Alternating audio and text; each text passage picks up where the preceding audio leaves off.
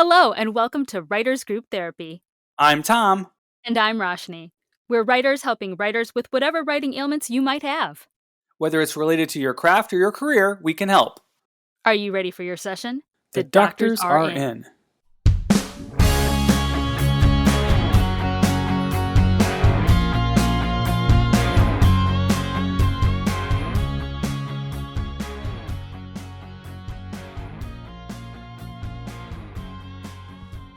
Pay your taxes to the king! Absolutely not. So, dude, What are we supposed to... No. You don't talk to me. He's the character. You talk to him.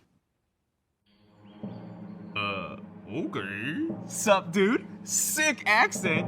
So, what are we supposed to do? I am Princess Aoife of the Kingdom of Riverdale, warrior trained by the immortal guardians of Ao, and as long as I breathe, I shall not pay tithes to tyrants. Shit, girl. Go all the way off.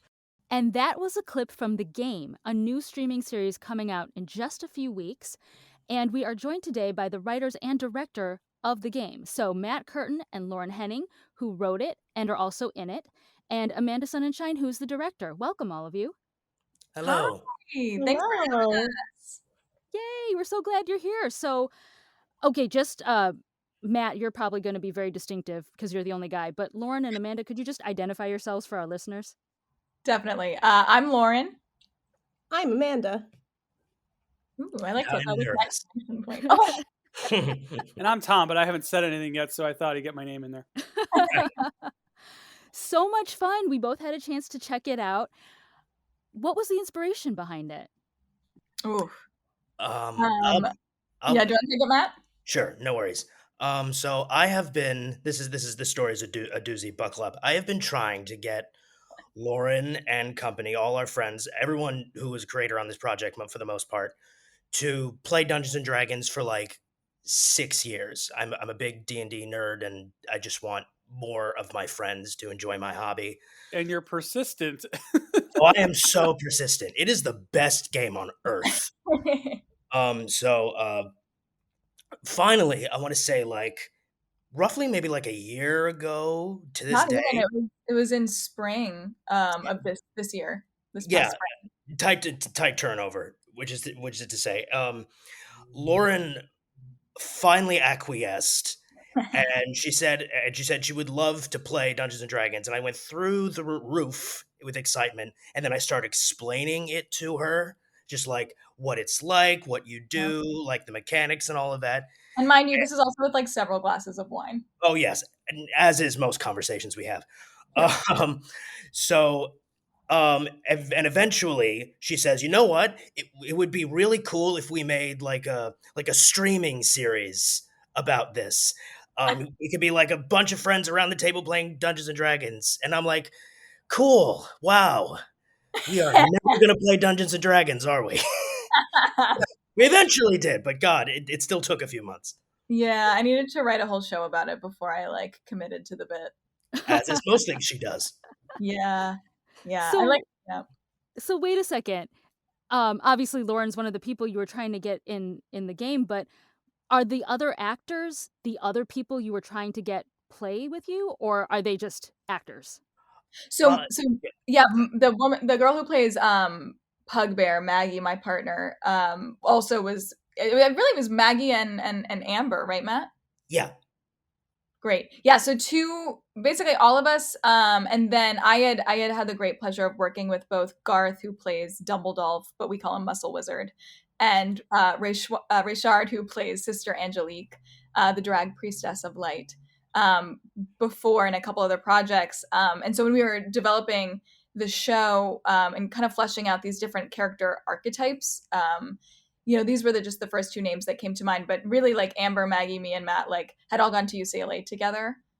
So it was he had been hounding us all to start a game for a while. And it worked. Sort of. We started the game. That's awesome. So you have your side game, the actual private game, and then you have the show, the game. Yeah. That is a lot of gaming. Best game on earth. Totally worth it. And I noticed also, and thank you for this, like, so you have really great representation. And I noticed you didn't make the Asian guy a monk. I was like thinking about that. I'm like, oh, like that would have been like your logical thing, right? But he's not. Thing. Well, it's funny. Garth is actually a former MMA fighter, and Oh so my gosh. you can tell from his gigantic arms. And I had worked on a anthology series for Amazon Prime with him, and I would cry every time we stopped to like stop shooting because he would always like go eat a protein bar or like talk about fighting, and I was like, I love this man. He's so iconic. And so when we were talking about like who would be, because when I like to approach stories like this, I always think about like who would be the weirdest person to be in this position. And I was like, a total gym bro, right? Who has like no interest in this world at all, right? How would that person approach D&D, right? And so that was sort of like how we roped him into this. And Garth's just like an incredible actor, an incredible fighter, and definitely the best fighter of all of us for sure. That's so awesome. Yeah, it was very unexpected. And it was funny because Tom and I were talking about this later. Just so full disclosure, I am a huge gaming nerd. Tom is also a gamer, but he doesn't do a lot of RPGs and stuff. And I was like, are you guys missing a tank? Believe it or Garth tries to be the tank, but he's a wizard, so like a light breeze will blow him over and kill him. So Amber, who is like half his size and weight, she's actually our tank. Is she the sorcerer? I'm trying to remember. Okay. She's a warlock. Warlock. Okay, thank Yeah. you. Yeah, because I was thinking about that. I'm like, you've got 2 magic users, you've got 2 range fighters, and then I'm like, where's the tank? You've got the healer. And I was like, was that on purpose? Yep. That's awesome. Yeah. Well, actually, fun fact. So the first time I played D&D, I was a tree elf, but because I was like, oh, I'll be a bard, like that'll be fun. It's like the artistic role, whatever. And then the first boss fight happened, and I was like, they were like, what do you want to do? Like, you want to like, play an instrument so that someone else can get inspired to do better, whatever. And I was like, no, I want to go attack it. And they were like, you're 40 pounds, Amanda. My character's name was literally Tinsy, and they were like, Tinsy wants to take lead on this one, and I was like, yeah. So, yeah. But I think that speaks to like a huge part of what makes this show work is like what you're really curating an imagined reality, and the rules of the game often work against like the people who are physically playing it. So I think what's really funny, and when we played the game as a cast, it was very similar actually.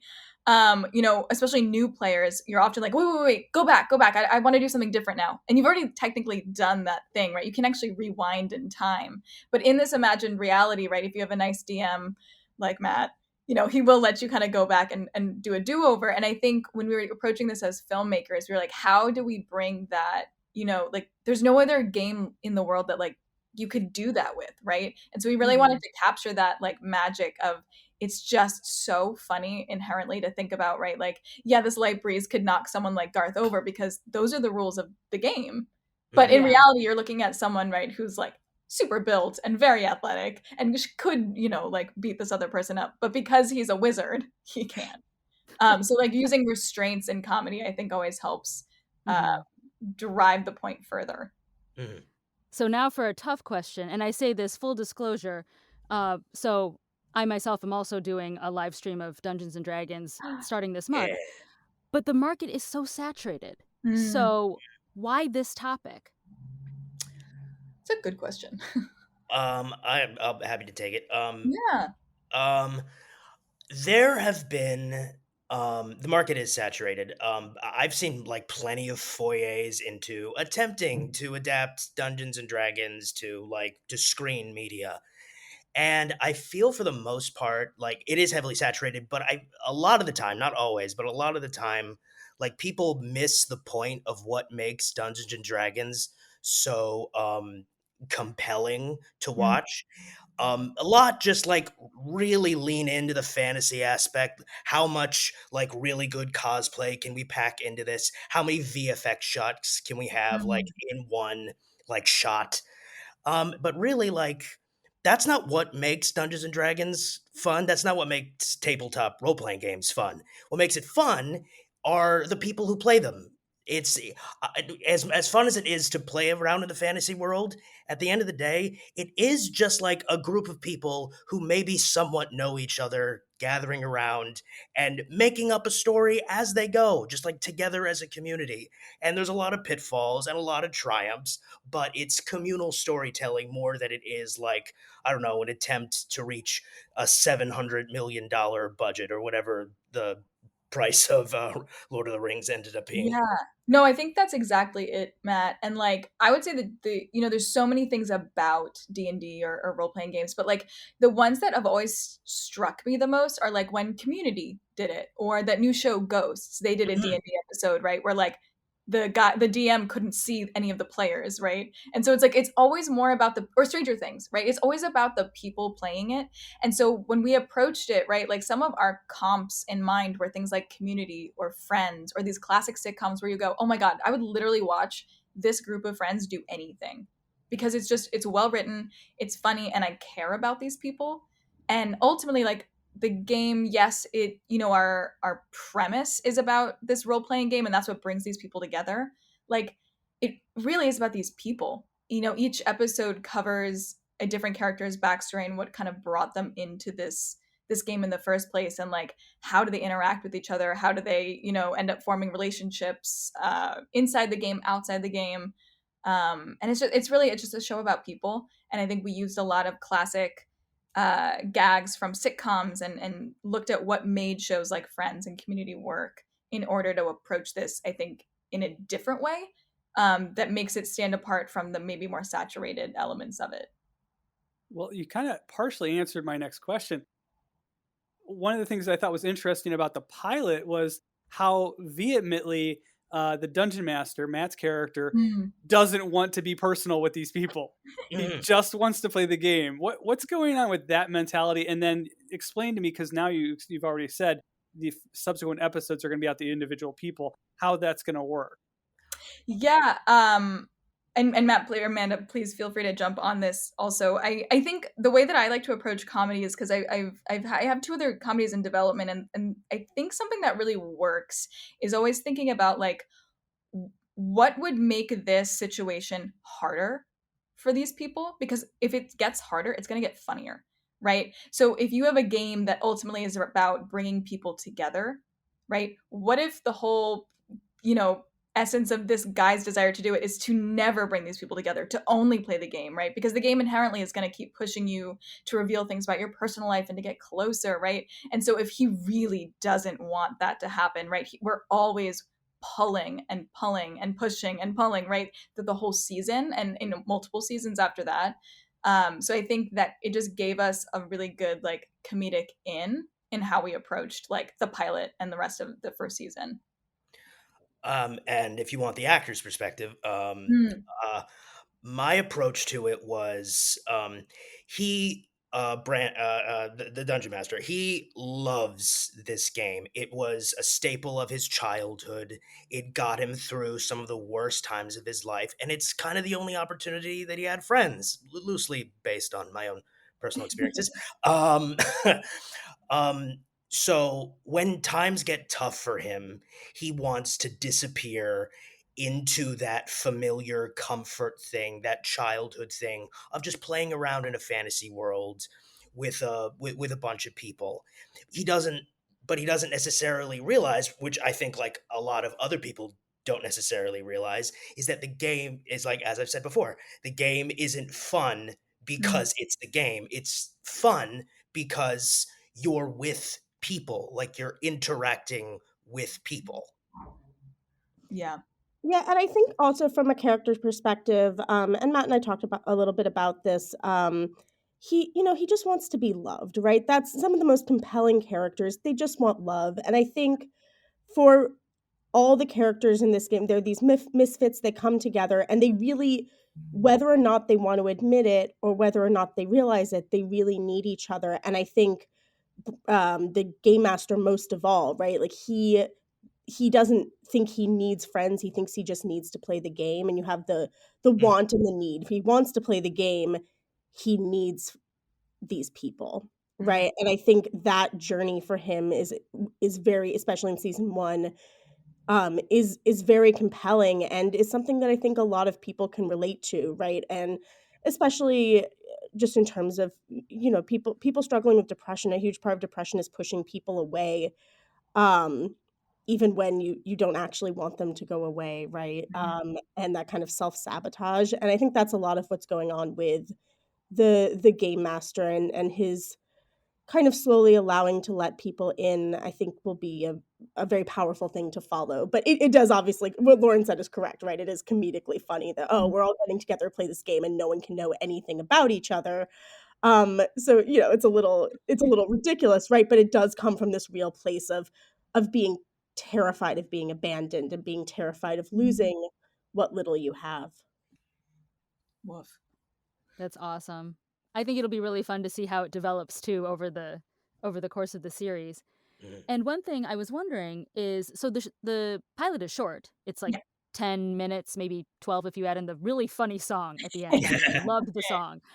Did you have a whole, like, say, hour pilot written and you just chopped it up, or did you individually write? Because I think, Amanda, didn't you tell me you already had episodes 2 and 3 written? We have So the whole season written. okay, was So, it? so it's a comedy, so it was always intended to be 30 minutes or less. But we have basically our 10-minute, and then I guess they're the writers, they can tell you.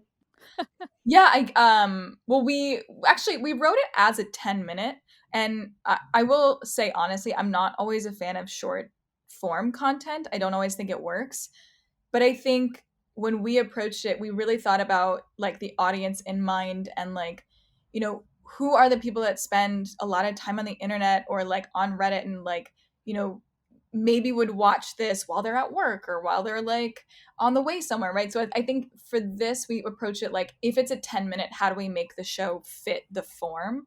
And how do we make it like the form elevate the show? And so we really like kind of naturally found a good fit for the 10 minutes. We do have a half-hour pilot, but we actually wrote it afterwards and kind of combined episodes 1 and 2. But yeah, we wrote the first 2 episodes, Matt, right? Like pretty like in that first week, and then after we did the table read, we like sat down for like 2 hours, and then you like churned out the rest of the episodes. It was like 10 days. It took us conjointly like 10 days for the whole season. Yeah. Dang, please send me whatever you're on to do that. It really 10 days to write an entire season. That is impressive. A panic disorder is what I'm on. Yeah. Oh, man. So, okay, we understand Matt's background. You grew up with this game. And Lauren, we get it. He drew you into it. Amanda, what drew you to this project? Were you already a Dungeons & Dragons player, or did they rope you into it and then you were like, I gotta do this? Yeah, as I mentioned, I've played a couple of campaigns before. The first one, I was a wood elf who really wanted to be a tank, an ill-fated proposition. And then I was able to play a barbarian my second time around. And then COVID happened, and I hadn't really played since. I obviously watched when the game actors got together and played. But I've always been an avid just like player of games. I go to a weekly game night where we play a host of different things, and I'm always down to play games. I was an only child, and my parents never really played games with me, so that was a really fun activity for me to do when I went over to friends' houses and was there with their siblings. Like, even though they were different ages, we could all kind of get together and play games. And I just love how inherently social it is. But Lauren and I had we really wanted to work together on a project, and we were just kind of trying to figure out the best fit. And so when this came up, she reached out to me. She was like, "Oh, I know you play games a lot. Like, is this something that would interest you?" And I watched the table read, and everyone's chemistry was just magical, and the script was so tight, and I got it, and I could see it, I could visualize it, and I said, "Yes, I would like to do this." Yeah. And we are so lucky because literally none of this could have happened without Amanda. Fully. Yeah. Be lost in the dark. Yeah, Amanda's got a lot of experience now. She's been directing for quite a while. We've known Amanda for, I don't know, 10 years or something like that. At least I have. Oh wow. So it's exciting to see something coming out. Well, something like this is pretty fun. What is what is your goal with this, as far as, you guys have made, I know Amanda's made quite a few other, productions and shorts and things. But do you have a specific goal in mind? What's your distribution plan?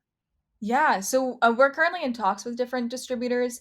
But basically what's most important is that we keep the integrity of the show. I think, like you guys were saying, like it's such a saturated thing right now to just use this as like a model for something, but like I think ultimately what we found is a really wonderful group of weirdos that that has that magic together, and we really felt that during our shoot. So ultimately, like what we're looking for is a really good partner in helping amplify the story.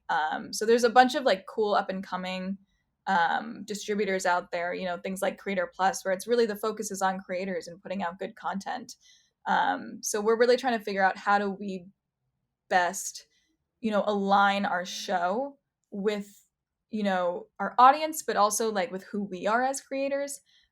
So it's like it's not a perfect roadmap right now, but yeah, that's sort of like our high level goal, I guess. And I know you guys are doing this online socially as well. How is social media playing into your distribution and your promotion? Because we know that that's really important these days. Oh yes, Matt, do you want to take this one? Sure.